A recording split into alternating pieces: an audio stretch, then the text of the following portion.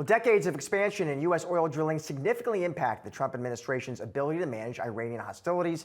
This expansion bolstered U.S. energy independence, shifting the country from being heavily reliant on Middle East oil imports to becoming a major exporter. It's given the U.S. some leverage, but it's not without its geopolitical challenges. Our Washington correspondent Ben Werschkul is joining us now to put this history into some context. Ben. Yeah, Josh. So this, as you guys have been talking about in the previous segment, this oil story is kind of the story that wasn't over this conflict so far. Oil prices are now down below where they were 12 days ago when this conflict got underway. And this is because of these historical trends you're talking about, which is that U.S. oil production has grown tremendously. It's nearly tripled over about the last 15 years. This is a trend that's spanned Democratic and Republican administrations and has been driven by the fracking boom. A stat I learned sort of reporting for the story today is that about 2/3 of U.S. crude oil production is in part due to fracking. So fracking is what's driving this, and it's what's driving this in expansion. And as you mentioned, this really does change some of the geopolitical calculations that we've seen.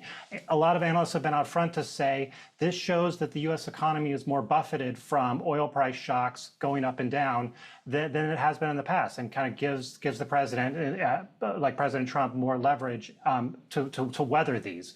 Doug Holtz-Eakin of the American Action Forum has made this point strongly. And there's also really interesting academic literature about how the just increased number of people that work in the oil industry in the U.S. means that oil prices are good for them, and it kind of balances things out macroeconomically, at least in the U.S. economy, when oil prices rise to a modest amount. Obviously, there's real limits to that, and we saw some commentary from Federal Reserve Chair Jerome Powell before Congress today, sort of underlining how the limits are here, which is what you've been talking about, which is that oil companies make their own decisions about drilling. Trump likes to say he can watch companies and ask them to keep oil prices down or drill new wells, but they make their own decisions.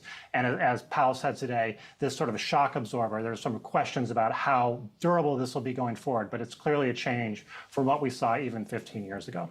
All right, thank you, Ben. Appreciate it. All right, let's continue this oil discussion now. We have our ensemble, Julie Hyman and Chris Versace here with me. Chris, your thoughts on oil prices?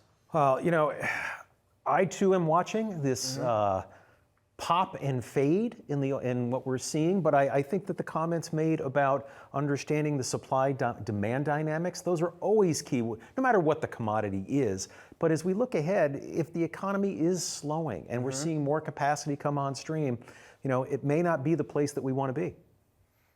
Julie, get your thoughts as well as what are we seeing with energy stocks? Yeah, if you look at energy stocks and what we've seen year to date, we've not seen them perform well, at least collectively, right? The XLE, the ETF that tracks the large cap energy stocks, is kind of unchanged. We call it a MEP performance, right, year to date, although it has done much better than underlying oil prices themselves. But when you talk about the dynamics, and some of this was what Rebecca was just talking about, what is going to convince these oil companies to drill more? Is it going to be jawboning from President Trump, or is it going to be the dollars and cents? Well, my vote is with the latter category there, although the former category might have some sway as well. But nonetheless, production has been rising, is near record levels already. And obviously, these guys do not want to cut into their profits by over-drilling, especially if we start to see oil prices come back down significantly. So it's just something that if folks are thinking about investing in some of these energy companies, it's a tricky line that they are trying to toe right now. All right. Thank you, Julie. Thank you, Chris. Appreciate it. Oil prices, meanwhile, they're dropping again as President Trump works to keep peace between Iran and Israel.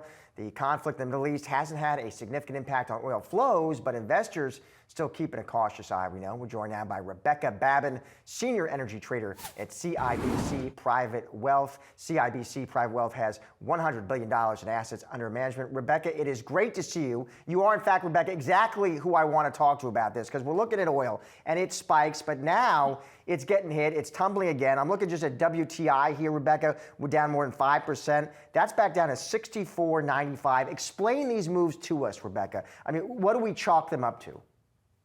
Okay, so what I chalk this move up to is essentially a recalibration of how the market is assessing supply risks. What we saw over the past 2 weeks when WTI and Brent rallied in the neighborhood of 20% was this growing concern that as this conflict escalated, there was real risk to supply in the Middle East.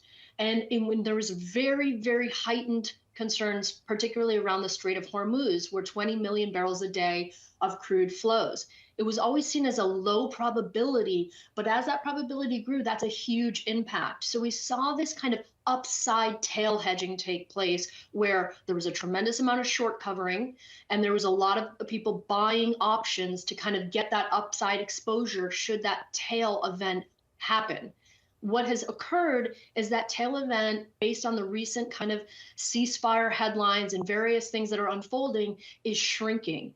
And all of those positions are being unwound very quickly. And the reason for that is underneath all the geopolitical kind of headlines and risk is the fundamental picture in crude, which actually looks a little bit fragile and oversupplied in the second half of 2025. So if your catalyst was supply risk, and that's what you're playing for, the only reason why you had the trades on for the upside, and that kind of probability has shrunk to somewhere much smaller than it was over the weekend, you're bailing out very quickly and not hanging around to see, oh, is this the bottom in crude, or where do you think it settles out? No, you just want out.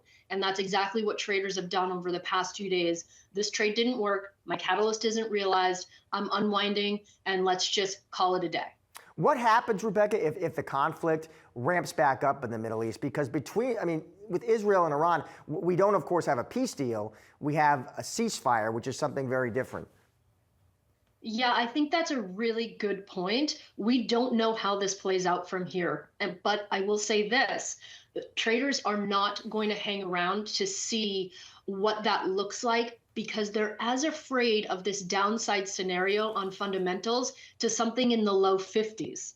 Right. So even though there's a chance that it re-escalates and supply risk comes back to the forefront, we've seen how this has escalated and supply was not disrupted yet again.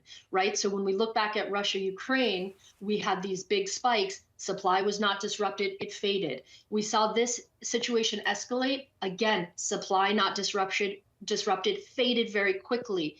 And now you're looking at a downside where you're like, this is a big downside. My risk reward doesn't make sense for me to play that. It doesn't mean the risk isn't there. It just means when you are calibrating between how much downside you might carry for the upside, that trade might not just look as good. Another question I have for you, Rebecca. President Trump, right? He's posting on social media. He's posting drill, baby, drill. It is a Trump mantra. It's a Republican mantra. You saw that, Rebecca. Do we actually see, in your opinion, a meaningful pickup in U.S. production? I do not think you see a meaningful pickup in U.S. production unless crude prices are meaningfully higher than they are right now. So let's call the strip right now at 65, and it's slightly lower further out. I do not think U.S. producers are going to see this price action and say, you know what, this is a great time for me to be putting money into my CapEx and getting more crude out of the ground. Why? OPEC Plus is bringing back more barrels into the market and likely going to pressure prices. So I might be putting my investment into a market where other sources of supply are also coming onto the market. They're also going to look at the recent volatility and say, okay, this is a different picture than I'm comfortable with in terms of the amount of volatility in the price action. Maybe I actually step back and wait and see how things play out before I go put my dollars in and try to produce more crude. So I don't think that that's going to be the initial reaction from U.S. producers. They will respond to higher prices and price stability. And if we get those two things, they will absolutely start spending money and bringing out more barrels. I just don't think that that is the environment we're in, and I don't see that in the near term. And all of the data supports that. If you look at rig counts have been falling precipitously over the past 3 months. This isn't an environment where they want to ratchet up the risk. If anything, they want to shore up their balance sheets and make sure they can survive this cycle and come out really strong the other side. Rebecca, we're always lucky to have you on the show. Thanks so much for joining us. Thank you.